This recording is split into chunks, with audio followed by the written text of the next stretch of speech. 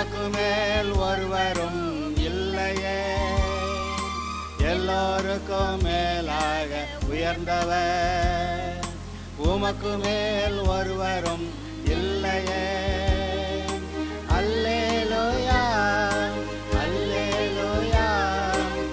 இன்றும் கூட ரட்சிக்கப்படுவதற்கு இயேசு கிறிஸ்துவே வழி என்பதை குறித்து கலாத்தியர் நிருபத்திலிருந்து ஒரு சில வசனங்களை உங்களுக்கு காட்ட விரும்புகிறேன். நானே வழியும் சத்தியமும் ஜீவனுமாயிருக்கிறேன், என்னாலன்றி ஒருவனும் பிதாவிடத்தில் வரமாட்டான் என்று இயேசு சொன்னதை நாம் ஞாபகப்படுத்திக் கொள்வோமாக. இங்கே கலாத்தியர் நிருபம் 1வது அதிகாரம் முதல் 5 வசனங்களை வாசிக்கிறேன். மனுஷராலும் அல்ல, மனுஷன் மூலமாயுமல்ல, இயேசு கிறிஸ்துவினாலும் அவரை மரித்தோரிலிருந்து எழுப்பின பிதாவாகிய தேவனாலும் அப்போஸ்தலனாயிருக்கிற பவுலாகிய நானும் என்னுடனே கூட இருக்கிற சகோதரர் எல்லாரும் கலாத்தியா நாட்டிலுள்ள சபைகளுக்கு எழுதுகிறதாவது, பிதாவாகிய தேவனாலும் நம்முடைய கர்த்தராகிய இயேசு கிறிஸ்துவினாலும் உங்களுக்கு கிருபையும் சமாதானம் உண்டாவதாக. அவர் நம்மை இப்பொழுது இருக்கிற பொல்லாத பிரபஞ்சத்தினின்று விடுவிக்கும்படி நம்முடைய பிதாவாகிய தேவனுடைய சித்தத்தின்படியே நம்முடைய பாவங்களுக்காக தம்மை தாமே ஒப்பு கொடுத்தார். இயேசுவானவர் நம்முடைய பாவங்களுக்காக தம்மை தாமே சிலுவையிலே ஒப்பு கொடுத்தார்.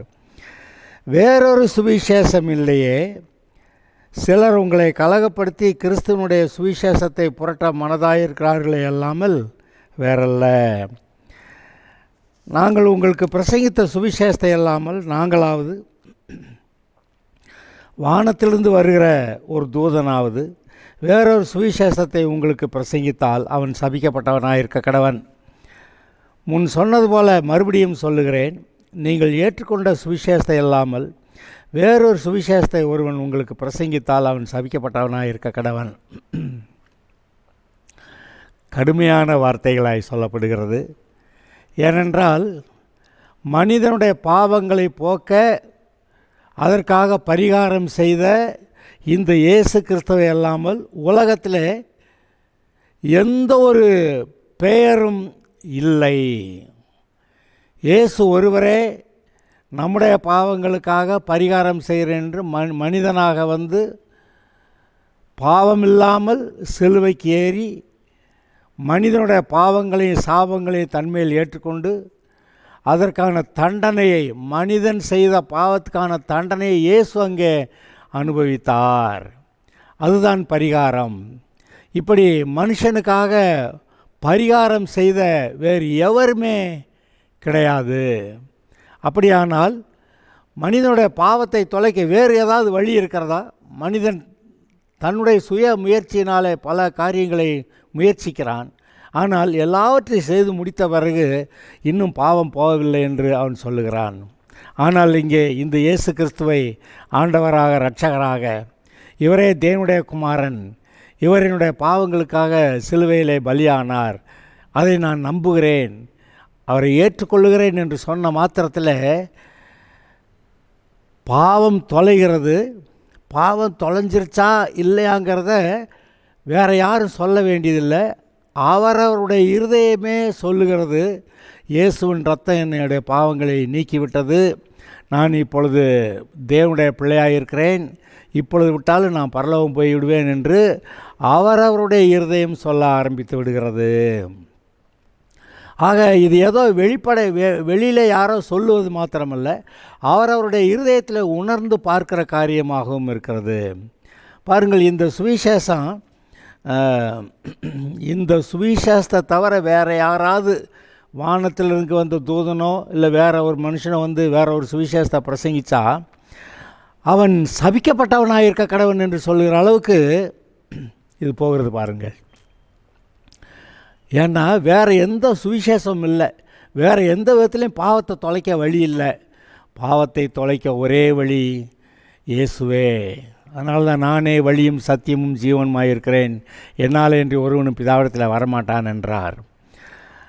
அதனால தான் பாருங்கள், அப்போஸ்தலனாகிய பவுல் நம்முடைய கர்த்தராகிய இயேசு கிறிஸ்துவின் சிலுவையை குறித்தே அல்லாமல் வேறொன்றையும் குறித்து மேன்மையை பாராட்டாதிருப்பேனாக அப்படி சொல்கிறான். நம்முடைய கர்த்தராகிய இயேசு கிறிஸ்துவின் சிலுவையை குறித்த அல்லாமல் வேறொன்றையும் குறித்து மேன்மையை பாராட்டாதிருப்பேனாக. ஏன்னா இந்த கேவலமாய் தோன்றுகிற இந்த சிலுவை ரோமர்களுடைய காலத்தில் பெரிய குற்றவாளிகளை மட்டும்தான் அந்த சிலுவையில் அறைவாங்க. அது ரொம்ப கேவலமாக எண்ணப்பட்டது. அப்படி கேவலமாய் எண்ணப்பட்ட சிலுவையில் தான் இயேசுவானவர் போய் நம்முடைய பாவங்களுக்கு பரிகாரம் செய்தார். இந்த பவுல் வேறு எந்த விதத்தில் மனுஷனுடைய பாவங்களை தொலைக்க முடியாது, இயேசுவை இதை செய்து முடித்திருக்கிறார் என்று அறிந்து அவன் என்ன சொல்கிறான், நம்முடைய கர்த்தராகிய இயேசு கிறிஸ்துவின் சிலுவையை குறித்தே அல்லாமல் வேறொன்றையும் குறித்து நான் மேன்மையை பாராட்டாதிருப்பேனாக அப்படி சொல்லிட்டான்.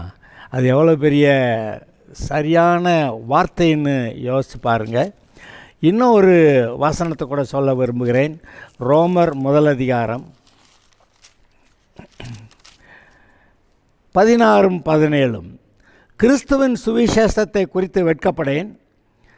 முன்பு யூதரிலும் பின்பு கிரேக்கரிலும் விசுவாசிக்கிறவனவனோ அவனுக்கு ரட்சிப்பு உண்டாவதற்கு அது தேவ பலனாக இருக்கிறது. கிறிஸ்துவின் சுவிசேஷம். சுவிசேஷம்னா என்ன? உன்னுடைய பாவங்களுக்காக ஏற்கனவே ஒருத்தர் போய் சிலுவையில் பரிகாரம் பண்ணியிருக்கிறாரு, அது அவரை ஏற்றுக்கிட்டாக்க உன் பாவம் தொலையும், நீ நரகம் போக வேண்டியதில்லை, நீ பரலோகம் போகலாம் அப்படிங்கிற நற்செய்தி தானே அந்த சுவிசேஷம். ஆக இங்கே இந்த பவுல் இங்கேயும் சொல்கிறான், நான் கர்த்தராகிய இயேசு கிறிஸ்துவின் சுவிசேஷத்தை குறித்து வெட்கப்படேன். ஏன் வெட்கப்படணுமா? அங்கே சிலுவையில் அறையப்பட்ட ஆள், அவர் அங்கே சிலுவையில் பாவம் போல் தொங்கி செத்து போயிட்டார். அது உலகத்தில் மக்களுக்கெல்லாம் ரொம்ப கேவலமாக இருக்குது. அப்படிங்கிறப்ப இது மூலமாவா பாவம் தொலைக்கிறதுக்கு இயேசு பாடுபட்டார் அப்படின்னு சொன்னால் உலக மக்கள்லாம் அதை ஒரு கேவலமாக பார்க்குறாங்க. ஆனாலும் நான் சொல்கிறான், கிறிஸ்துவின் சுவிசேஷத்தை குறித்து நான் வெட்கப்படேன். முன்பு யூதரிலும் பின்பு கிரேக்கரிலும் விசுவாசிக்கிறவன் எவனோ அவனுக்கு ரட்சிப்பு உண்டாவதற்கு அது தேவ பலனாக இருக்கிறது. எது? கிறிஸ்துவின் சுவிசேஷம். அப்படி கிறிஸ்துவின் சுவிசேஷம் நம்ம கேட்கும்போதே, அது கேட்கும்போது நம்முடைய உள்ளத்தில் தேவனுடைய பலன் கிரியை செய்கிறது.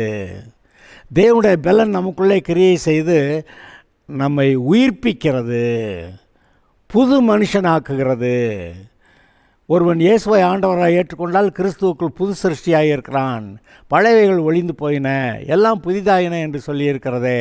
அப்படியாக இந்த சுவிசேஷத்தை கேட்ட உடனேயே இந்த இருதயத்துக்குள்ளே அவ்வளோ பெரிய மாற்றம் உண்டாகிறது. இந்த சமயத்தில் இன்னொரு வசனத்தையும் கூட நான் உங்களுக்காக வாசித்து காட்ட விரும்புகிறேன். எபிரேயர் 9:14 அதில் சொல்லியிருக்கிறது, நித்திய ஆவியினாலே தம்மை தாமே பழுதற்ற பலியாக தேவனுக்கு ஒப்பு கொடுத்த கிறிஸ்துவனுடைய ரத்தம் ஜீவனுள்ள தேவனுக்கு ஊழியம் செய்வதற்கு உங்கள் மனசாட்சியை செத்த கிரியைகளால் சுத்திகரிப்பது எவ்வளவு நிச்சயம். அதாவது கர்த்தருடைய பிள்ளையாக இருக்கிறதுக்கு, கர்த்தருக்கு ஊழியம் செய்கிறதுக்கு இந்த மனசாட்சி சுத்தமாக இருக்கணுமா. இங்கே பாருங்கள், ஏதோ பாவத்தை கழுவிட்டார், ரத்தம் கழுவிருச்சு அப்படின்னு நம்ம நினைக்கிறது மட்டும் இல்லை, மனசாட்சியை சுத்திகரிக்கிறது இயேசு கிறிஸ்துவின் ரத்தம். அவர் சிலுவையில் நம்முடைய பாவங்களுக்காக பரிகாரம் செய்து அங்கே ரத்தம் சிந்தினாரே, அந்த ரத்தம் நம்முடைய மனசாட்சியை சுத்திகரிக்கிறது அப்படி சொல்லியிருக்கு. அப்போ இயேசுவை ஆண்டவரை ஏற்றுக்கொண்டு ரட்சிக்கப்பட்ட எல்லாருக்குள்ளும் என் பாவத்தை கர்த்தர் நீக்கிட்டார், இப்போ என்கிட்ட பாவம் இல்லை அப்படின்னு சொல்லி அவங்க எவ்வளவு தைரியமாக இருக்கிறாங்கங்கிறத நீங்கள் அதெல்லாம் யோசித்து பார்க்கும்போது, ஒன்றோட ஒன்று சம்மந்தப்படுத்தி பார்க்கும்போது நமக்கே மிகவும் சந்தோஷமாக இருக்கிறது. இந்த இடத்துல இன்னொரு வசனத்தை கூட நான் உங்களுக்கு சொல்ல விரும்புகிறேன். 1 யோவான் 1:7-9